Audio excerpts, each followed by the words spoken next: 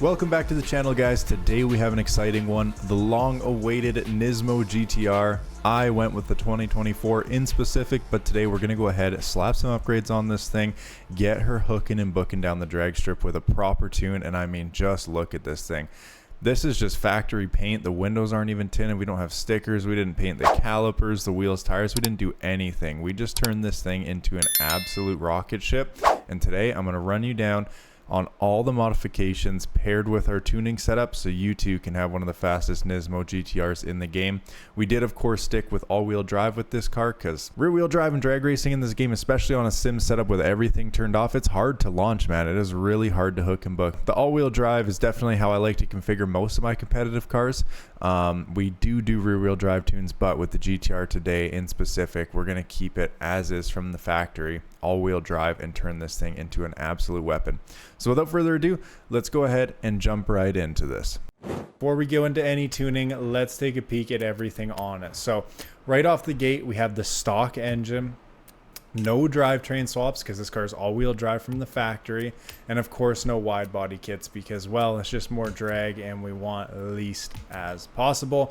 Moving on to body kits, the front bumper, I actually did go ahead and add on this Forza splitter because in tuning that unlocks downforce and you can put it all the way to speed and not cornering, instead of having the OEM one on there, which keeps it right in the middle. Actually helps a bit and doesn't hurt 0 to 60 times at all. As you can see, 1.18, 1.95. It actually gets worse. So go ahead, slap that on. No wing, which is a Nissan part. Hood, up to you. You can put this one on if you like it better. I like the carbon stock it comes with, so we leave that. Wheel and tire setup, of course, you got to go with the drag slicks. Nothing but. Wheel size in the front, keep it as narrow as possible. We would put skinnies on this thing if we could, but we can't, so that's as close as we're going to get with 255s. Rears, we're going to go ahead and obviously put the widest on, 355s. Now, as far as wheels go in this game, if you guys don't know, you can put different front wheels on than the rear. I like a uniform look, and of course, you're going to want to go ahead and throw on the welds. You want to see which ones add the least amount of weight and hopefully ones that take off weight. So these beadlocks here and this wheel, which is my favorite, both shave off about 20 pounds. This one adds 52, 17, 52, 34. So you really got these options to choose from.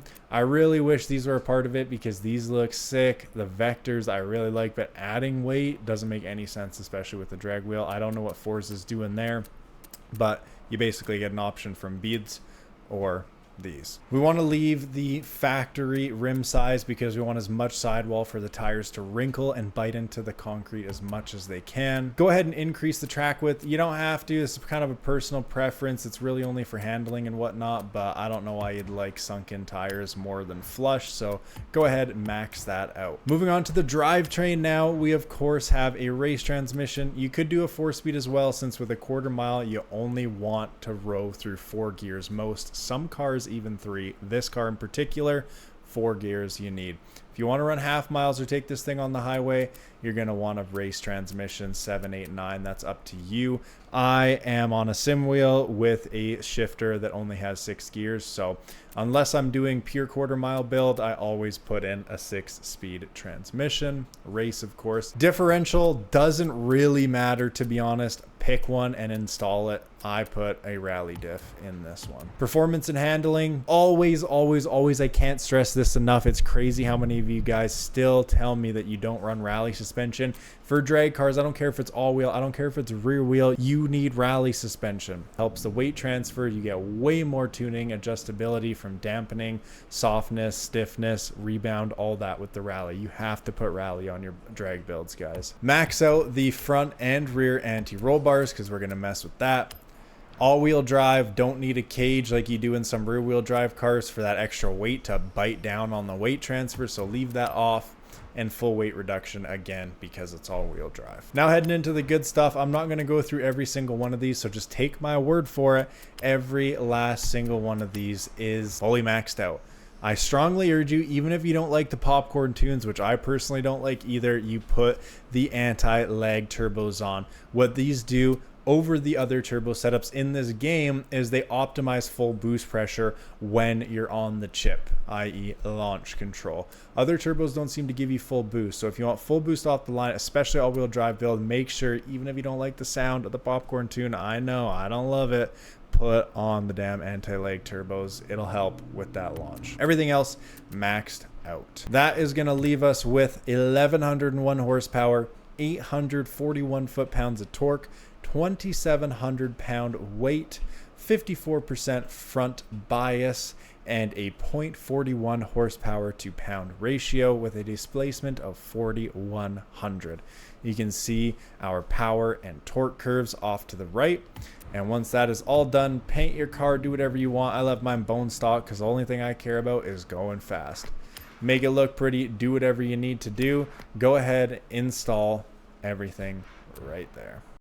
Next, we're going to go ahead and get into tuning. Come down here and copy and paste this tuning setup. I will also include the tune code for you guys in this as well. And be sure to join our Discord, Forza Horizon 6 Drift and Drag. We host drifting events, drag racing events, community shares and builds codes for specific cars, map codes. It's a great community. If you want to come out, have some fun, join some events, check out some maps, input your own drag codes or map codes, feel free to join up. Link is in the description. Link is in the link me in my bio. All the drag cars and builds you see on my channel and on my TikTok have every single tune code listed under drag tunes in our Discord. Getting into the tire pressures, front maxed out, rears dumped. It's kind of the gold standard for all-wheel drive stuff. Gearing, we're going 270 final drive, 310 first, 205 second, 158 third, 126 fourth. This gear ratio right here will put your fourth basically hitting limiter, just starting to hit limiter as you roll through the beams at the end of the quarter mile. Fifth and sixth, you can kind of mess around with this. It's kind of for highway and half mile stuff. I have mine set at 0.96 fifth gear and 0.78 sixth gear. Alignment, we're getting a little spicy with this. Usually I run 0.007. This time on this car, we're running -0.5 degree in the front and 0.1 degree in the rear. Just a scoot, but trust me, it actually makes a difference. Toe, 0 degrees front rear. Caster, every car, drag, drift, whatever you're doing, put your caster at 7. Doesn't matter if it's for drag racing or not. Angle, caster, high, 7, max it out, gold standard. Anti-roll bars, this is again a gold standard for rear and all-wheel drive drag builds, at least as a baseline. You can tweak it from here, but always completely soft in the front, completely stiff in the rear. 1 in 65. Springs, we have quite a crazy spring setup for this car. Usually it looks a bit different in this setup. Check out my other tune videos to see what I mean by that. But for this car in particular, front all the way soft, rear all the way stiff, ride height, front all the way low, and rear 5.7, which is 1, 2, 3 ticks above the lowest of the low. Usually I run maxed out front and completely low in the rear, but that's kind of more for rear-wheel drive, some all-wheel drive stuff. Check out my other videos for more information on that. Dampening, we have 3 in the front, 18 in the rear. Bump stiffness, 2 in the front, 10 in the rear. Again, this is a crazy setup. Usually the front rebound matches the rear bump and the rear rebound matches the front bump. So for instance, it would be 3, 18, 18, 3. But this car, we had to tweak a few things to get those extra couple seconds off. Aero, if you did go ahead and put that kind of gaudy Forza front lip on it, or even a different wing in the back if you didn't want to shave it off like I did, make sure if you have adjustments for your aero on any drag build, you bury it all the way to the left, meaning speed, not cornering. Brake, leave it how you will. I leave all my cars 50-50, sometimes a little more towards the rear or the front, depending if it's a grit build or whatnot, or a drift build. Pressure, I always leave it 100%. And again, I'm on a wheel, and 100% just feels proper for my wheel setup. Differential, another weird one. Typically, it's 100, 0, 100, 0. and anywhere from 65 to 85%. This one on the front, we have 15% acceleration, 0% deceleration, rear 100% acceleration, and 5% deceleration, balance 80%. The code for this car, it is here on the screen if you don't want to go through the hassle of tuning it yourself.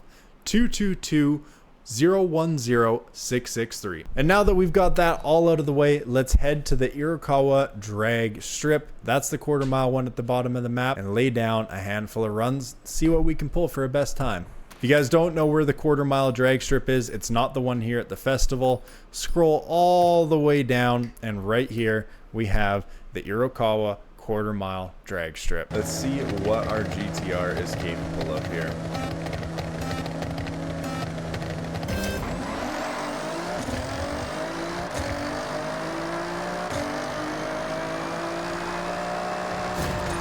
Seven, 8, not bad off the rip, not bad.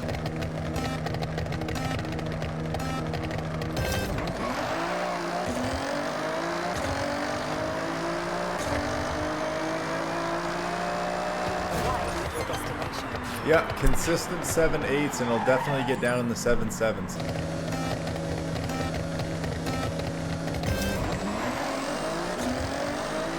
There's no way that K-truck didn't jump. 7/7, there it is.